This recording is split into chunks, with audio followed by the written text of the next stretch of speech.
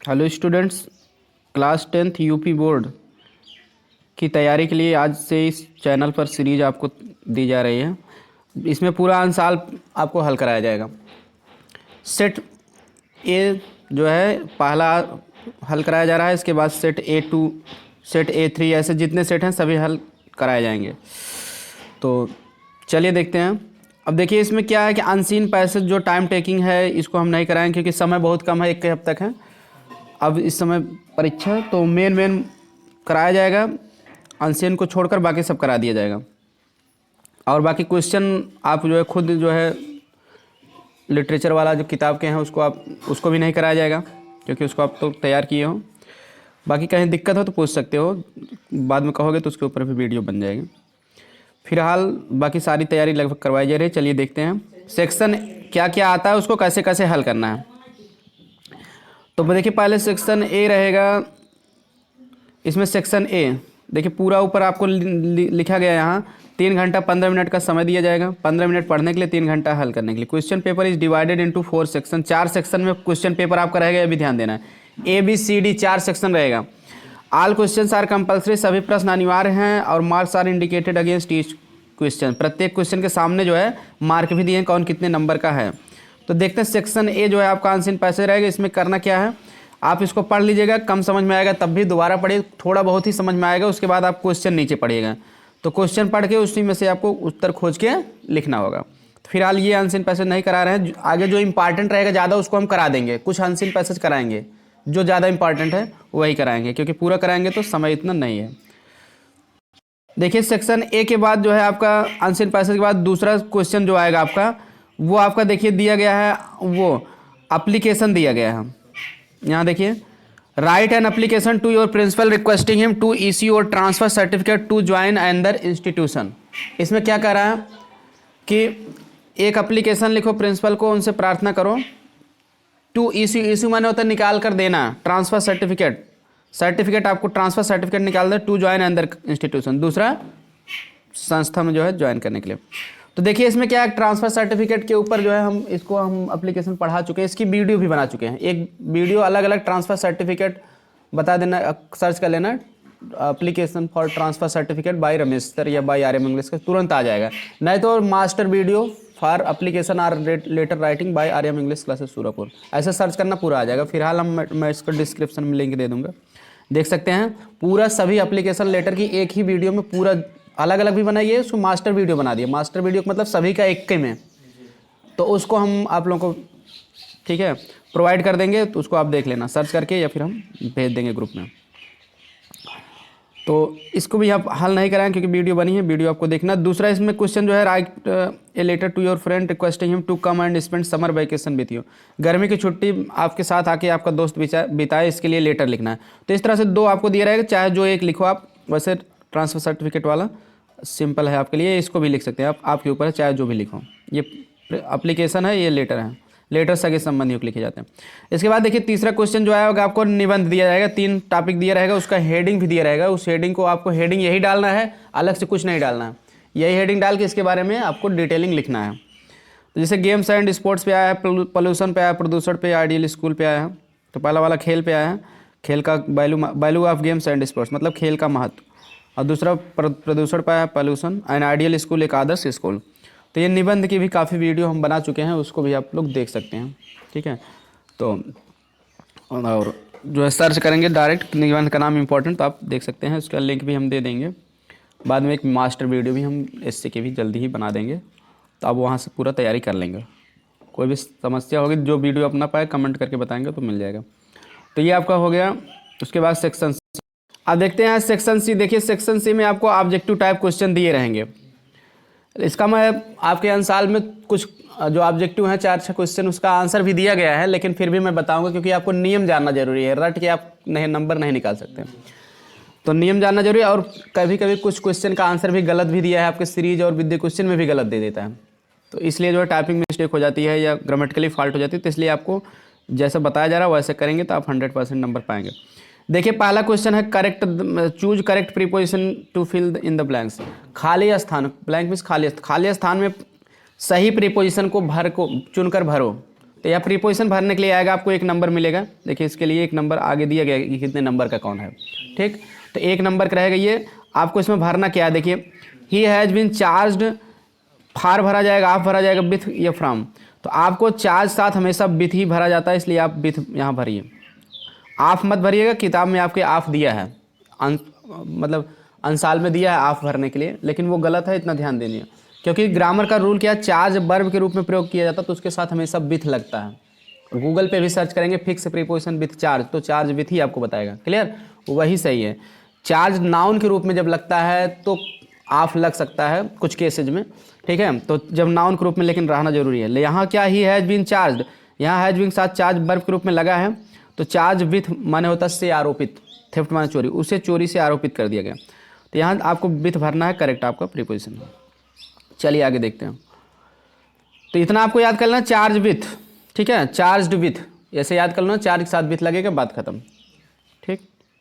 Charge यहाँ verb के रूप में आया तो तुरंत जब भी चार्ज वर्ब की जगह आएगा तो उसके साथ आप उस चार्ज वर्ब के साथ विथ लगा देना है, इतना ही आपको याद करना, ज़्यादा कुछ नहीं याद करना। देखिए प्रीपोजिशन फिक्स प्रीपोजिशन है ये, जैसे आप एक होता प्रीपोजिशन नियम के अनुसार भरते कि 2 के लिए बिटवीन लगता है, 2 से ज़्यादा के लिए एमंग लगता है, स्थिर के लिए आन लगता है, गतिशील के लिए अपान, इन जो है स्थिर के लिए लगता है, इनटू गतिशील के लिए लगता है, लेकिन वो तो नियम के अनुसार लगेगा। लेकिन कुछ ऐसे प्रीपोजिशन है, वर्ब है, एडजेक्टिव है, उनके साथ कन्फर्म में यही प्रीपोजिशन लगेगा। उसमें कोई ये नहीं देखना 2 लोग हैं, 3 लोग हैं, स्थिर है, गतिशील है। इसमें आपको केवल शब्द देखना है, चार्ज के साथ विथ ही लगेगा तो विथ ही लगेगा, क्लियर। कोई भी वर्ब रहेगा चार्ज उसके साथ विथ लगेगा, चाहे अर्थ कुछ भी हो, उससे नहीं मतलब है। तो आपको यहाँ 4 7 विथ ऐसे याद कर लो, परीक्षा में आएगा तो आप विथ भर लेना, आराम से आपके 1 नंबर पक्का हो जाएगा। और ये बहुत ज़्यादा आता है, आगे कई जितना सेट हल करेंगे लगभग कई सेट में आएगा, बहुत इंपॉर्टेंट है। देखते हैं आगे, आइदर ओबे माई एल्डर्स, आगे करेक्ट कंजक्शन भरना है, ये प्रीपोजिशन से आया है, कंजक्शन से आया है। कंजक्शन कैसे भरना है, आइदर ओबे माई एल्डर्स, या तो मेरे आर्डर्स माने आदेश, आइदर ओबे माई आर्डर्स, या तो मेरे आदेशों का पालन करो, ओबे मीन्स पालन करना। उसके बाद क्या भरा जाएगा यहाँ, क्विट माने छोड़ना, तो आपको करना कुछ नहीं है, आर भर देना है। क्या भर देना है, आर क्विट अथवा या छोड़ दो, इतना आपको याद करना। आइदर के साथ हमेशा आर आता है, ये कंजक्शन है, जोड़े में आता है, आइदर आर, नाइदर नार, ये सब सुने होंगे ना। तो नाइदर रहेगा तो नार भरा जाएगा उसके साथ, आइदर रहेगा तो आर, बस इतना आपको, इसमें कुछ बड़ी बात नहीं है। आप इसको आराम से वीडियो भी देख लोगे तब भी आ जाएगा, या क्लास में सुन लो आ जाएगा। तो अगला देखिए, करेक्ट आर्टिकल लगाना है। आर्टिकल मतलब ए एंड द को आर्टिकल कहते हैं। तो उसमें से एक भरना है, मिस्टर शर्मा इज बीच में छोड़ दिया, क्या भरोगे आप, तो आपको यहाँ ए भरना पड़ेगा। क्यों भरोगे इसको जान लो। अब आप सोचोगे ए ई आई ओ यू के साथ तो एन लगता है, लेकिन वो नियम यहाँ काम नहीं देगा, ये अपवाद से रिलेटेड है। इसमें यूनिवर्सिटी जब लिखोगे उच्चारण हमेशा लिखो, या लिखते हो ना, का से या तक, का से ज्ञा तक की अगर उच्चारण में आएगा तो उसमें ए लगेगा, आ से आ तक आएगा तो एन लगेगा, क्लियर। तो यूनिवर्सिटी में या लिख के बड़ा उपमात्र लगाते हैं, इसलिए ए लगेगा यहाँ। इसी में बच्चे एन लगा गलती कर देते हैं, सोचते हैं ए ई आई ओ यू है, उच्चारण पर ध्यान नहीं देंगे गलती करेंगे। अब आप सोचेंगे यू से तो अम्ब्रेला भी होता है, लेकिन एन लगाते हैं, क्यों लगाते हैं, क्योंकि अम्ब्रेला में आप पढ़ भी रहे हो, स्वर पढ़ भी रहे हो, तो स्वर से नहीं मतलब अंग्रेजी के, उसके हिंदी में भी स्वर आना चाहिए, तब एन लगेगा। अगर हिंदी में अगर व्यंजन आ गया तो ए लग जाएगा, क्लियर, ये बात है इसके पीछे। 7वां क्वेश्चन देखते हैं, correct the form of the verb to. यहाँ वर्ब का सही रूप भरने के लिए भी आपको परीक्षा में आता है। तो एक कैसे भरोगे, by the end of this year, इस साल के अंत तक, ही इंग्लिश फॉर 2 ईयर्स, वह 2 साल से अंग्रेजी सीख रहा होगा, क्योंकि फार लगा है ना, सिंस फार, 2 साल से तो परफेक्ट कंटिन्यूअस टेंस में होगा। अब इस साल के अंत तक सीख रहा होगा, इसका मतलब फ्यूचर की बात किया जा रहा है, तो फ्यूचर में ही बनेगा, बाई प्लस समय दे दिया गया है, सिंस फार की बात है, तो हमेशा फ्यूचर टेंस में लिखा जाएगा। फ्यूचर परफेक्ट या फ्यूचर परफेक्ट कंटिन्यूअस टेंस में लिखा जा सकता है। तो यहाँ फ्यूचर परफेक्ट कंटिन्यूअस में ही लिखा जाएगा, विल हैव बीन लर्निंग हो जाएगा। यहाँ हैव बीन भी लर्निंग आप कर सोचते हो कि कर सकते हैं, परफेक्ट कंटिन्यूअस ये हो है ना, लेकिन नहीं हो सकता। क्यों, क्योंकि ही के साथ हैव आता नहीं है, तो पहली बात यही नहीं हो सकता। इज लर्निंग कंटिन्यूअस में हो ही नहीं सकता, वाज लर्निंग हो ही नहीं सकता। तो इस तरह से अगर आपको सही उत्तर ना आए तो गलत उत्तर जानो, कि अगर हमको सही नहीं आ रहा कौन सही है, तो ये सोचो कौन नहीं हो सकता है। जो नहीं हो सकता उसको ऑप्शन से हटा दो, जो बचेगा वही आपका उत्तर सही हो जाएगा, क्लियर। तो ये सब हल करने का तरीका आपको पता है तो आराम से नंबर पा सकते हो, क्लियर। देखिए 8वां क्वेश्चन आपका है, आइडेंटिफाइड टेंस। इस तरह से टेंस पहचानने के लिए आपके एग्जाम में आएगा, टेंस बताओ कौन सा टेंस है। तो विल यू टीच में क्या तुम मुझे पढ़ाओगे, तो ये कौन सा टेंस है, फ्यूचर परफेक्ट है, future indefinite, past continuous, future continuous. ये आपका है फ्यूचर इंडेफिनिट। ठीक, तो क्योंकि हम जान रहे हैं विल के साथ फर्स्ट फॉर्म कहाँ आता है, फ्यूचर इंडेफिनिट में आता है, तो 1 नंबर तो आपका टेंस से पक्का आएगा। इस तरह से इस बात को आपको ध्यान देना। आगे देखिए वर्ड मीनिंग पूरा करने के लिए आएगा आपका कंप्लीट द स्पेलिंग। तो पहले में इंटेलिजेंट आप भर दीजिए, दूसरे में गिल्टी। ठीक है, अंसाल में इसका दिया भी रहता है छोटे वाला ऑब्जेक्टिव टाइम। INTELL हो जाएगा, GENT हो जाएगा, GENT। तो पहले में EL कर दीजिए, दूसरे में E कर दीजिए, और दूसरे में GUILTY होगा। गिल्टी की स्पेलिंग GUILTY, गिल्टी मीन्स होता है अपराधी। इस तरह से आप पूरा कर दोगे मीनिंग ना, कोई भी शब्द लिख के ऐसा शब्द बनाओ ताकि उसका कुछ अर्थ निकले, तो आपको 1 नंबर मिल जाएगा दोनों पे। ठीक, आगे देखिए अगला क्वेश्चन जो आपको दिया है पैसिव वॉइस बनाने के लिए दिया है। Change the following sentence into passive voice. तो ही ईट्स मैंगो, वह आम खाता है, तो इसका पैसिव वॉइस क्या होगा, ऑब्जेक्ट को सब्जेक्ट बनाया जाता है, इसलिए मैंगो पहले कर दो, उसके बाद इज कर दो, मैंगो एक वचन है, ईट का थर्ड फॉर्म ईटन कर दो, mango is eaten by he का हिम हो जाएगा, mango is eaten by him, ये आपका आंसर हो जाएगा। आगे है change the following into indirect speech. Indirect speech में बदलो, तो इसमें देखिए इंट्रोगेटिव सेंटेंस दिया है, तो इंट्रोगेटिव में सेड या सेड टू को पहली बात तो आस्क्ड में कर दीजिए, आप बदलना है आपको, आस्क्ड कर दीजिए। उसके बाद स्टूडेंट्स के बाद आपको कंजक्शन लगाना, तो कंजक्शन इसमें WHY ही रहेगा, क्योंकि जो व्हेन वाई रहता है वही कंजक्शन भी बनता है, सेकंड टाइप में अलग से कंजक्शन नहीं लेगा। वाई के बाद आप यू को जो है स्टूडेंट्स के अनुसार बदल दो, दे हो जाएगा। हैव का क्या हो जाएगा, हैड, उसके बाद जो है नॉट कंप्लीटेड, फिर योर का जो है देयर हो जाएगा, दे के अनुसार देयर हो जाएगा, होमवर्क। तो इसका पूरा आंसर हो जाएगा the students asked, ask the students why, फिर उसके बाद दे हो जाएगा हैड नॉट कंप्लीटेड, योर का देयर। ठीक, तो the teacher asked the students why they had not completed their homework, यही आपका आंसर हो जाएगा। लिख लीजिए इसको, जो कठिन लगे उसको आप लोग लिख लिया करो, नहीं तो बाद में वीडियो देख कर भी लिख सकते हो आप। ठीक, the teacher asked the students why they had not completed their homework. The teacher asked the students, लिख लीजिए, Y they had not completed their homework. जो भी कठिन लगे आप लोग लिख लिया करो। अगर आगे एडवाइज्ड ही ब्रदर, अब यहाँ देखिए जो 12 नंबर पे आया है, तो इसमें जानते क्या करना है, correct sentence by reordering the words. Correct करना है, वाक्य सेंटेंस को सही करना है, रीऑर्डरिंग माने फिर से क्रम में लिख करके, मतलब गलत क्रम में लिखा गया उसको सही लिखना है। तो इसमें क्या है, subject verb object predicate, subject predicate वाला जो पार्ट नहीं है, तो सब्जेक्ट आना चाहिए, फिर वर्ब आना चाहिए, फिर ऑब्जेक्ट आना चाहिए, अदर वर्ड, ये सब नियम कानून से आपको लिखना है। इंट्रोगेटिव है तो पहले प्रश्नवाचक पहले आना चाहिए, ये सब ये सहायक क्रिया।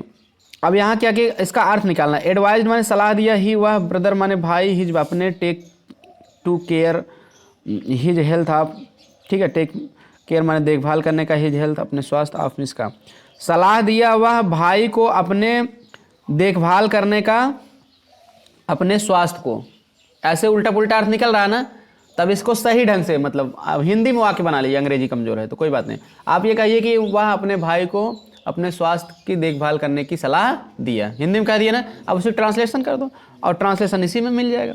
एक ये तरीका है, उल्टा पुल्टा अर्थ निकाल के सही करके हिंदी वाक्य में उसकी ट्रांसलेशन कर दो, अब यही मिले।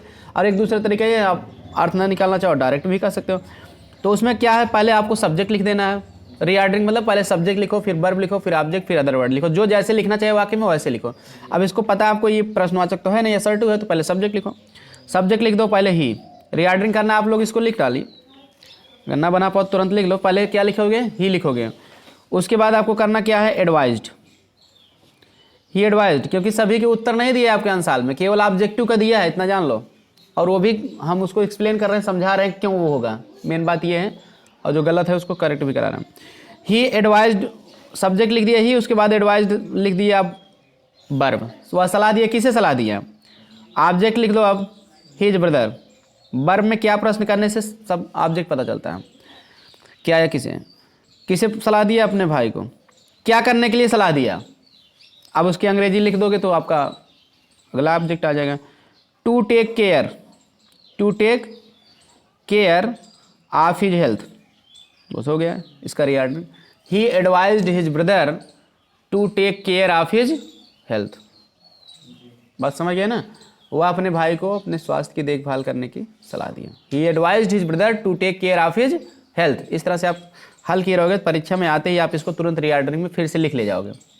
प्रैक्टिस ही व्यक्ति को कोड बनाती है, practice makes a man perfect. इसलिए आप परीक्षा से पहले केवल आप इसकी प्रैक्टिस करिए, सारे क्वेश्चन सॉल्व हो जाएंगे। सॉल्व करने का तरीका जानिए, ठीक।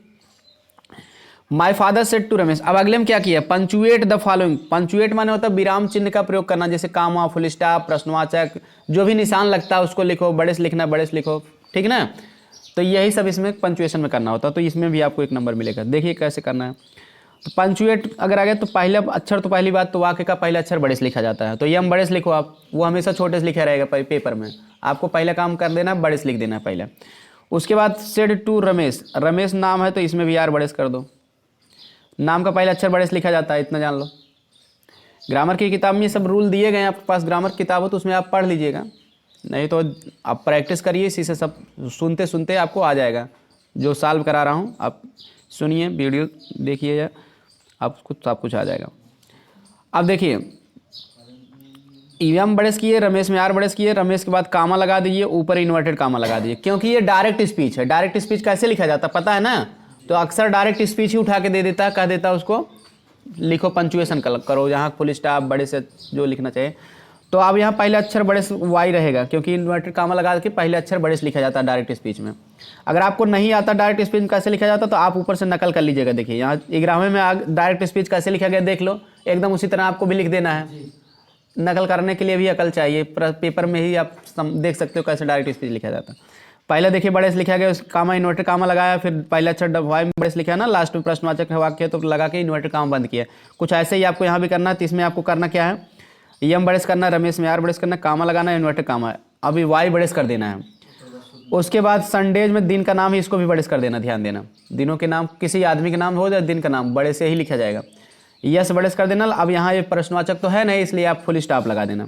असर्टिव सेंटेंस में अफर्मेटिव या निगेटिव क्या लगता है, फुल स्टॉप। तो आप यहाँ फुल स्टॉप करके इन्वर्टेड कामों को क्या करोगे, बंद कर दोगे। तो इस तरह से आपको पूरा नंबर मिल जाएगा, एक भी नंबर कटेगा नहीं। बात समझ में आ गया ना, इस तरह से इसको हल करना है।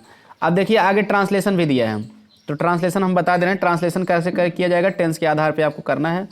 सब्जेक्ट वर्ब ऑब्जेक्ट लिख दो, जो बचे अदर वर्ड लिख दो। छोटे वाक्य में, बड़े वाक्य में फ्रेज या क्लास से बनाया जाता है।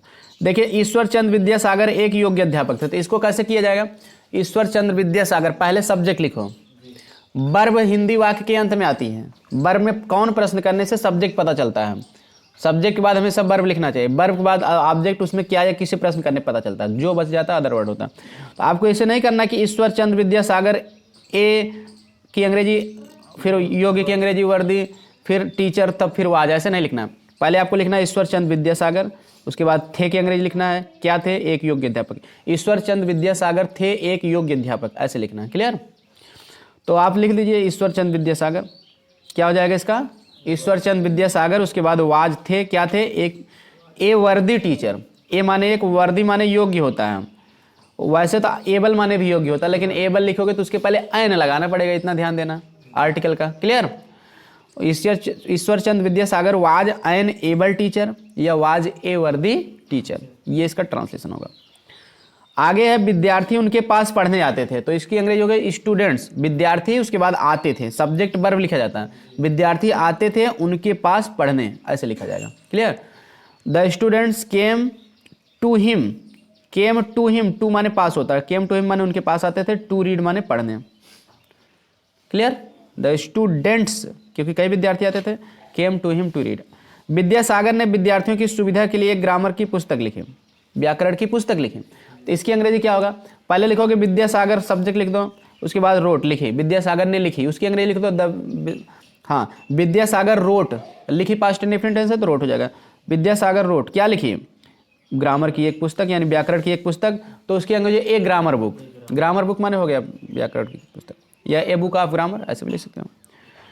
Vidyasagar wrote a grammar book, किस लिए लिखी, विद्यार्थियों की सुविधा के लिए, तो इसकी अंग्रेजी आपको लिख देना for the facility of students. Facility माने सुविधा, FACILITY, फैसिलिटी माने सुविधा होता है, या बेनिफिट भी लिख सकते हो, BENE, ठीक है, FIT, ठीक है, बेनिफिट। तो हो जाएगा हाँ, Vidyasagar wrote a grammar book for the facility of students. इस तरह से केवल आपको वर्ड पे ध्यान देना, जैसे सुविधा का अंग्रेजी नहीं जाए तो फैसिलिटी याद कर लो, बेनिफिट याद कर लो। परीक्षा में यही मीनिंग अगर पता रहे किस शब्द का क्या मतलब होता है तो आप ट्रांसलेशन आराम से कर ले जाओगे। उन्होंने शिक्षा की उन्नति के लिए अनेक कार्य किए, तो इसकी अंग्रेजी कैसे बनाओगे? उन्होंने किए, पहले इसके ही डिड, उन्होंने किए, क्या किए? मेनी वर्क, कई कार्य, मेनी माने कई या अनेक, या सेवरल भी कह सकते हो, सेवरलो माने अनेक होता है। ही डिड मेनी वर्क, उन्होंने अनेक काम किए, किस लिए किए? शिक्षा की उन्नति के लिए। For the progress of education, progress माने होता उन्नति होता, PROGRESS, progress of education. He did many work for the progress, उन्होंने शिक्षा की उन्नति के लिए कई बार कार्य किए। क्लियर? इस तरह से ट्रांसलेशन भी आप कर लेंगे। सेक्शन डी पे आ जाएंगे। सेक्शन डी में क्या दिया? ये किताब वाला पोर्शन दिया, तो किताब वाला आप जो है प्रोज में आप पढ़े होंगे तो आप सीधे से उसको पढ़ते हैं, तो उसके बाद क्वेश्चन जो दिया रहता है उसमें से उत्तर खोज के लिख लेते हैं। 2 क्वेश्चन देगा, 4 नंबर का रहेगा। उसके बाद देखिए आपको 60 से 80 वर्ड में आपको लॉन्ग क्वेश्चन 2 दिए रहेंगे, 2 में से 1 आपको करना पड़ेगा, ठीक, जो भी आपको आता रहेगा। उसके बाद 60 क्वेश्चन देखिए दिए रहेंगे, प्रोज से 2 दिए रहेंगे, 2 में से 1 करना होगा, कोई 2 नंबर की रहेगा, 30 से 40 वर्ड के बीच में लिखना होगा। देखिए उसके बाद आपका जो है 12 पेज पे जो है अगला क्वेश्चन है। देखिए प्रोज में आपको, ठीक है, 2 क्वेश्चन लिखना है, 2 क्वेश्चन रहेंगे, दोनों में आर करके एक एक और दिया रहेगा, तो एक आपको लिख देना है, एक एक लिखना है, दोनों में से 2-2 नंबर पर। जो नहीं आता है उसको छोड़ देना है, ठीक, आता है तब भी एक ही लिखना है, इतना ध्यान देना, जो अच्छे से आता है उसको लिखो। उसके बाद देखिए आपको अब मैचिंग आएगा 18 नंबर पे। 18वां क्वेश्चन मैचिंग मतलब मिलान करने वाला आएगा। इसमें भी आपको अगर अच्छे से मिला दोगे 3 नंबर आराम से पा जाओगे। तो इसमें आपको अर्थ केवल जानते रहोगे तो मिला ले जाओगे। अगर ये 3 में से अगर 2 का आ रहा है तो आप 2 मिला लीजिए, जो नहीं आ रहा छोड़े रहो, जो बचेगा वही हो जाएगा उसका उत्तर। इसका ये भी ट्रिक है। और दूसरी ट्रिक ये है कि अगर ईडी रहेगा यानी सेकंड फॉर्म तो वो भी ईडी रहे वाला मिलाया जाएगा, LY रहेगा तो LY वाला मिलाया जाएगा, ING रहेगा तो ING वाला मिलाया जाएगा। थोड़ा इस पर भी आपको ध्यान दे देना चाहिए। एडजेक्टिव है तो एडजेक्टिव से मिलाया जाएगा, नाउन है तो नाउन से मिलाया जाएगा, वर्ब है तो वर्ब से मिलाया जाएगा। इतना ट्रिक आप जानते रहेंगे तो बिना किए आते ही आप इसको आराम से कर सकते हो। जैसे उदाहरण देखिए, विविडली माने होता है स्पष्ट रूप से, तो क्लियरली माने स्पष्ट रूप से, ये दोनों में LY है ना, मैच कर गया। अगर बाय चांस आपको अर्थ नहीं भी आ रहा तो आप इस तरह से अंदाज के मिलाओगे तो सही जाएगा। क्लियर? हाँ। अब देखिए डिस्पेयर माने निराशा होता है, ये वर्ब की फर्स्ट फॉर्म में, तो एडमायर माने, सॉरी वो ये डिस्पेयर माने निराशा वर्ब नहीं है, डिस्पेयर माने निराशा ये नाउन है आपका। क्लियर? निराशा, क्योंकि वर्ब में ना शब्द आता है, तो इतना जान लीजिए। भी इसमें भी ये भी ध्यान देना कि अगर ये पार्ट्स ऑफ स्पीच भी सेम होना चाहिए तभी मिल पाएगा, नहीं मिल पाएगा। क्लियर? अब डिस्पेयर माने निराशा होता है। क्लियर? तो निराशा तो होपलेसनेस माने निराशा होता है, क्योंकि होप माने आशा, लेस लगाने से उल्टा हो जाता है, निराश होता है, होपलेस माने, होपलेसनेस माने निराशा। देखिए दोनों हिंदी निराशा आ रहे हैं तो इसलिए डिस्पेयर का इससे मिला दिया जाएगा। ठीक। अब देखिए अप्रिसिएट माने होता है प्रशंसा करना, तो प्रशंसा करना ना शब्द आ रहा है, इसका मतलब ये वर्ब है। अब एडमायर माने क्या होता है? ये भी प्रशंसा करना। ठीक है, तो इसलिए इसका इसी से क्या किया जाएगा? मिलान कर दिया जाएगा। और ये भी वर्ब की फर्स्ट फॉर्म है, ये भी वर्ब की फर्स्ट फॉर्म, तो वर्ब का वर्ब से हो गया कनेक्शन, तो आराम से मैचिंग। इस तरह से अगर आप पार्ट्स ऑफ स्पीच का ज्ञान है तब भी आप कर सकते हो। ये वर्ब है, ये भी वर्ब है, पहले अब तो वर्ब का वर्ब से मिला दिया गया। LY एडवर्ब है, LY वाला एडवर्ब रहता है, ये भी एडवर्ब है, मिला दिया गया। डिस्पेयर माने निराशा, उसमें भी ना शब्द नहीं रहा हिंदी में, इसमें भी होपलेसनेस माने निराशा, ना शब्द नहीं आ रहा तो मिला दिया। इस तरह से इसकी भी कुछ ट्रिक होती है, अगर आप नहीं अर्थ जान रहे हो तब भी कर ले जाओगे। क्लियर हो गया? 2 ही तो करना है, 2 पकड़ ले गए, एक अपने आप सही हो जाएगा। 3 नंबर नहीं, तो अगर एक तो गलत कर दोगे जानबूझकर तो एक और गलत हो जाएगा। इसलिए तीनों में से अगर जो भी मान लीजिए दूसरे नंबर का नहीं आ रहा है, कंफर्म नहीं हो पा रहा है डिस्पेयर माने क्या होता है, तो आप विविडली का कर दीजिए, अप्रिशिएट का कर दीजिए। इसके सामने अभी कुछ मत लिखिए, क्योंकि सामने लिखना है, तो जब बचेगा जो उसके सामने वही लिख दो। और पहला नहीं रहा तो विविडली उसको भी छोड़ रही है, दोनों कर दीजिए, जो कर दो। ऐसे जो भी नहीं आ रहा उसको आप उसके सामने कुछ मत लिखिए। लिस्ट ए लिस्ट भी तीर नहीं लगाना आपको परीक्षा में, उसके सामने सही लिख देना है। ठीक ना? हाँ, परीक्षा में आपको करना क्या? विविडली के सामने क्लियरली लिखना है। फिर से लिखना, तीनों इधर वाला पहले लिख लो, क्लियरली पहले नंबर पर लिख लो, दूसरे नंबर पर होपलेसनेस लिख लो, तीसरे नंबर पर एडमायर लिखो। ऐसे लिखना होगा आपको। अब देखिए इसके बाद आप पोएट्री से छांटने के लिए आएगा। पोएट्री आप पढ़े रहेंगे तो उसमें से आप ये क्वेश्चन छांट ले जाएंगे। ठीक ना? अब इसके बारे में हम नहीं बता रहे हैं, बाद में सेपरेट वीडियो में हम क्वेश्चन वगैरह की भी बना देंगे, यार आपको ज़रूरत पड़ेगी तो बताइएगा। अभी ग्रामर पे ज़्यादा ध्यान दे रहे हैं, ग्रामर पोर्शन पूरा हल करा रहे हैं। हाँ, छोटे क्वेश्चन बता देंगे जैसे ट्रू फॉल्स है, मैचिंग है, ज़्यादा टाइम टेकिंग नहीं है क्योंकि अब ज़्यादा डिटेल पढ़ने के लिए आप नोट्स से पढ़ेंगे। अब उसके बाद देखिए सेंट्रल आइडिया लिखिए, चाहे 4 लाइन की कविता लिखिए, ये आएगा आपको। आप 4 लाइन की कविता याद किए हो तो उसको लिख दीजिए। इतना ध्यान देना, लेकिन पहली लाइन का पहला अक्षर बड़े से रहना चाहिए। और वो लाइन मत लिख लीजिए, देखिए कहाँ do not copy out lines given in the paper. जो पेपर में 4 लाइन आ रहेगा छांटने के लिए, उस लाइन को आप मत लिखना, नहीं तो 1 नंबर नहीं पाओगे। अपने मन से लिखना है आपको। दूसरी लाइन देखिए पेपर में दिया ना ये वाला, नो वन नील्स, ये 4 लाइन नहीं लिखना है। इसलिए बेहतर होगा कि आप कम से कम 8 लाइन याद कर लो। तो जो 4 लाइन ना दिया वही लिख देना, या तो 2 कविता से 4 लाइन याद कर लो, सबसे बेटर होगा। और एक कविता से आएगा 4 लाइन, ये जान लो 2 कविता से आ नहीं सकता है। 2 कविता से 4 लाइन याद कर लो, ताकि बाई चांस उस कविता से पूछ लो तो अगले कविता 4 लाइन लिख दो, अगर उससे पूछ लेते इसको लिख देना। क्लियर? तो आपका कम से कम 3 नंबर आपका क्या हो जाएगा, पक्का हो जाएगा। इस तरह से अगर आप याद कर लोगे तो कविता की लाइन, ठीक ना। सेंट्रल आइडिया नहीं 4 नंबर का आएगा, 4 नंबर आपका पक्का हो जाएगा सेंट्रल आइडिया पे। सेंट्रल आइडिया लिखो या 4 लाइन की कविता, 4 नंबर आपको पक्का हो जाएगा। ठीक, तो इसको तो आप पक्का याद ही कर लो, जब कन्फर्म है आएगा। और पहले अक्षर बड़े से रहना चाहिए कविता का, और स्पेलिंग सही होना चाहिए, इतना भी ध्यान देना। अब आगे देखिए 21 नंबर पे जो क्वेश्चन आएगा, 30 से 40 वर्ड में आपको 2 क्वेश्चन शार्ट दिए रहेंगे दोनों।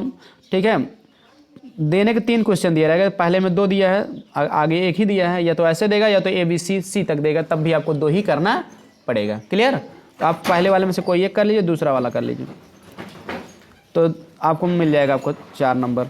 उसके बाद देखिए 22 नंबर पे आपको फिर 60 से 80 वर्ड में लिखने के लिए आएगा लॉन्ग क्वेश्चन, 2 दिया रहेगा, इसमें से भी 1 करना पड़ेगा। प्रोज से है ये भी, ये प्रोज से नहीं सॉरी, उसमें सप्लीमेंट्री से है, प्रोज वाला तो हो गया था पीछे ही। ये दोनों 21-22 सप्लीमेंट्री से आएंगे।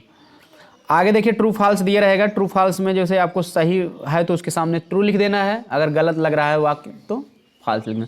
तो इसके लिए आप स्टोरी पढ़े रहिए किताब में, ठीक है, तो आप जान लोगे बात सही है गलत है। देखते हैं कुछ इसमें सिलेबस बदल 30% घट गया है ना, तो घटने के हिसाब से भी कोई दे दिया है, तो आप उसको मत सॉल्व करिएगा।